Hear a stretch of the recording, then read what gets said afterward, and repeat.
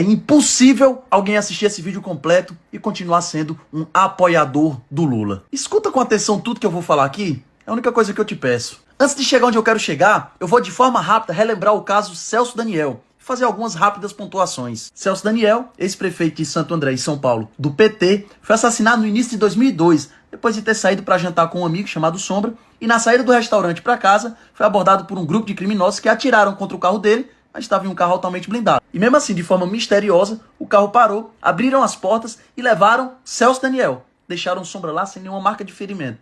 Aí levaram o Celso Daniel. E 2 dias depois, Celso Daniel aparece morto, com várias marcas de tortura.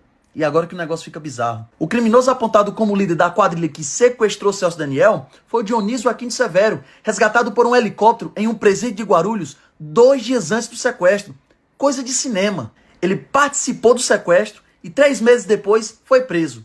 Dentro do presídio, ele disse à polícia que tinha revelações a fazer, mas não conseguiu.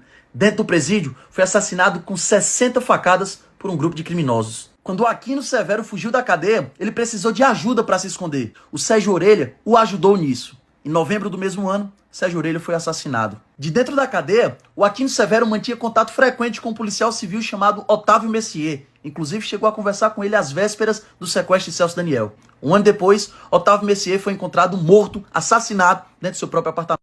Antônio Palácio de Oliveira foi o garçom que serviu o último jantar a Celso Daniel e seu amigo Sombra.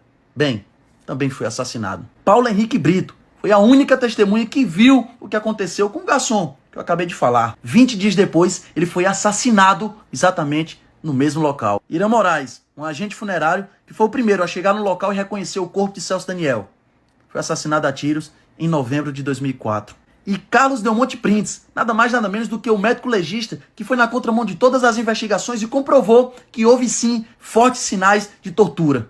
Bom, em 2005 foi encontrado morto e a polícia disse que ele cometeu suicídio. Obviamente que esse assunto repercutiu muito, e os irmãos de Celso Daniel não se contentaram com a investigação, que em 2002 concluiu que o que aconteceu com Celso Daniel foi simplesmente um crime de sequestro comum. Eles inclusive chegaram aí no Jô Soares, em rede nacional, a afirmar que achavam que tinha dedo do PT no meio do assassinato do seu irmão. Com tanta pressão, o caso foi reaberto, mas rapidamente foi arquivado pela uma delegada chamada Elizabeth Sato. Ela alegou falta de provas conclusivas. E agora, sem nenhuma pretensão, aqui vai uma mera coincidência. Elizabeth Sato é tia de Marcelo Sato, que na época já era casado com a filha do Lula. Sabe o Aquino Severo, aquele que fugiu, participou do sequestro, foi preso e depois assassinado dentro do presídio? Bom, a Polícia Civil gravou algumas conversas e apontou o PCC como autor do assassinato do Aquino Severo, o elo do caso Daniel. E aí passam-se quase 2 décadas e fica pairando no ar aquela dúvida. Aliás, foi o PT ou foi o PCC? Até que as peças começam a se encaixar. E em agosto de 2019, um preso do PCC é grampeado dizendo: o PT tinha diálogo com nós cabuloso.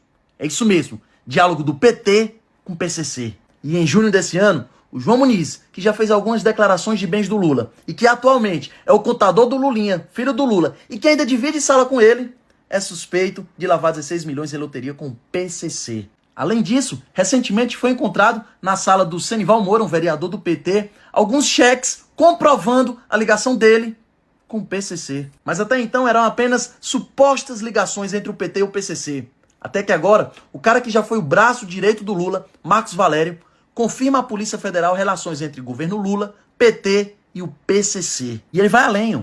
Tesoureiro do mensalão do governo Lula revela que Celso Daniel fez dossiê sobre petistas e foi assassinado. Sabe aquela dúvida lá atrás?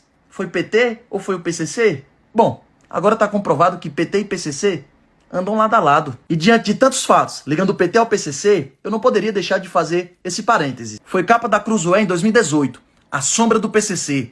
A principal linha de investigação da Polícia Federal sobre o atentado contra Jair Bolsonaro aponta para a maior facção criminosa do país, o PCC, o aliado do PT. Na época, de fato, a Polícia Federal encontrou laços do PCC com o esfaqueador de Bolsonaro. Não sei por qual motivo, a investigação não foi para frente. E a pedido da defesa do Bolsonaro, foi reaberto o caso esse ano. E a Polícia Federal escolheu um delegado que já investigou o PCC para apurar a facada no presidente. Continua na mesma. Mas fechando o parêntese aqui e voltando ao assunto principal. Lula, PT, PCC. Você não acha estranho que sempre o Lula está defendendo um criminoso, o bandido? Em maio de 2021, o Lula criticou a operação no Jacarezinho. Uai, seu app de vídeos curtos.